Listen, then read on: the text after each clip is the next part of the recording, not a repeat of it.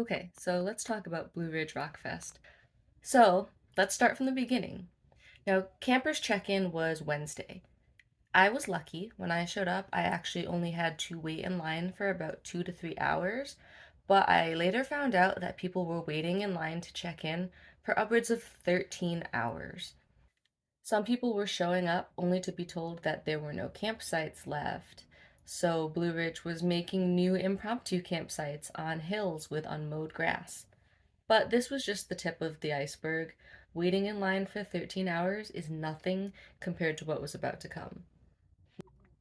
The first full day of the festival was Thursday, so it was extremely hot outside, about 90 degrees out. But of course, this isn't Blue Ridge's fault. Blue Ridge can't control the weather.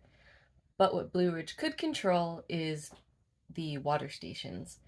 Blue Ridge had sent us an email promising there would be 12 water stations. There weren't 12 water stations. There were 12 water faucets at one water station, and if you got there super early, you could fill up your water bottle. But otherwise, throughout the day, but otherwise, throughout the day, there would be about 45 minutes to an hour wait to fill up your water bottles. Another issue was the price of food.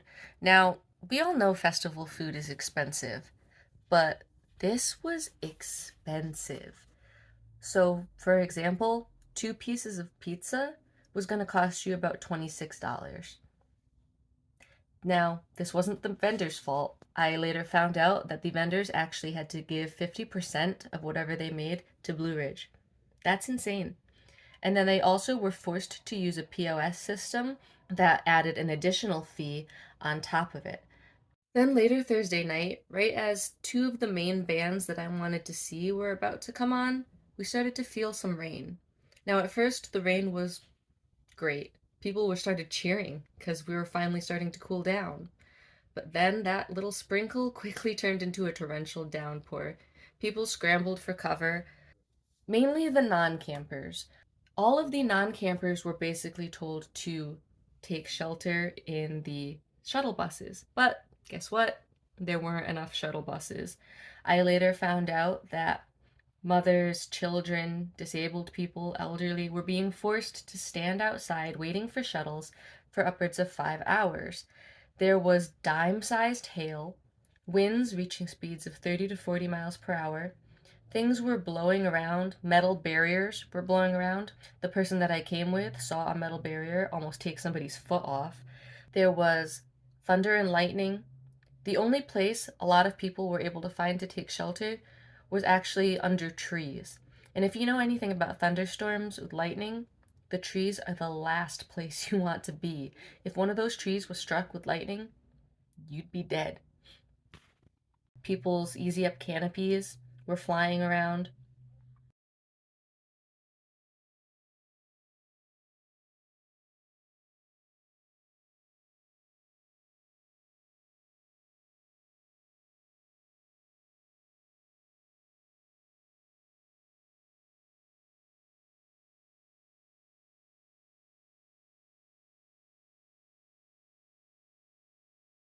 So then Friday comes around, and yes, Friday was still extremely hot.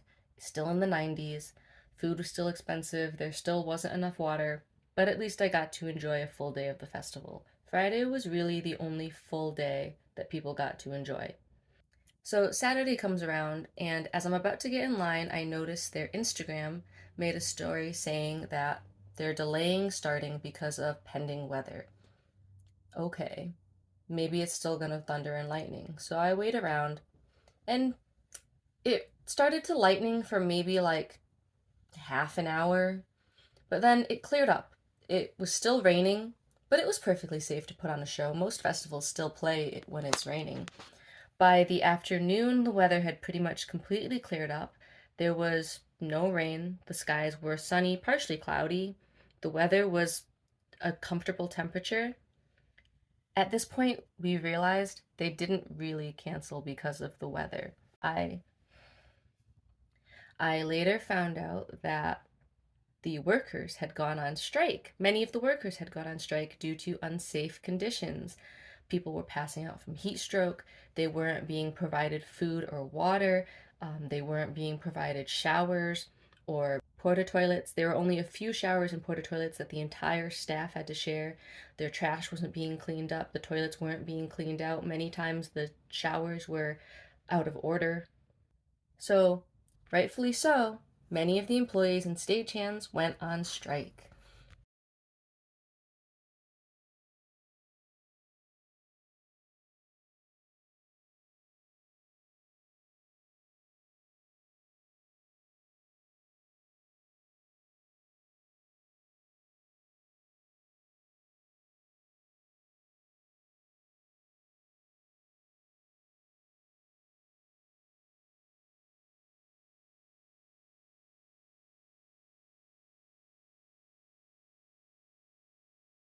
I also later found out that the event oversold and was severely over capacity.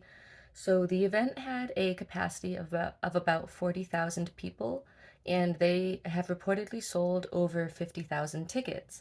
Apparently, the state troopers were turning people away at the doors because they were over capacity. People who had already paid for their tickets and drove a long way were being told they weren't allowed to enter. Their wristbands were being cut off. I also later found out that the bomb dogs that they had were being forced to work outside all day with no water and no protection for their feet while they stood on the hot pavement. Some of the dogs needed to receive IV fluids due to being dehydrated. I also later found out that Blue Ridge hired two security teams, and on the 8th, one of the security teams quit because they were being told the lines are too long, you have to let cars in without checking them, you have to let people in the festival without checking them. And this went against their contract, and this was dangerous. There are reports that people actually came in with guns and knives. Now, however you feel about gun rights, they don't belong in music festivals. This place was chaos. If someone wanted to start opening fire, a lot of bad things could have happened. But on a more positive note, I do want to talk about my experience Saturday night. Now, as a camper, I did choose to stay Saturday night into Sunday because I drove over 10 hours and I was not trying to drive all through the night exhausted. Some of the bands actually chose to stay and put on an impromptu performance on the campgrounds, so I want to give a huge shout out to those bands for staying and giving people a good time, even though they really didn't have to. One of these bands I know was I Set My Friends on Fire. I believe another one of the bands was I Prevail. Unfortunately, I do not know all the bands that performed Saturday night, so if you know any of them, please leave it in the comments because I am very grateful to all these bands. I also wanted to give a shout out to the security guy that stayed and moshed with us Saturday. That was super cool. I want to give a shout out to Pizza Nova and their employees for staying open and feeding everyone because otherwise we would have had no food pretty much all day. And I want to give a shout out to the camper who brought the karaoke set. That was a really good idea, and I saw a lot of people really enjoying the karaoke.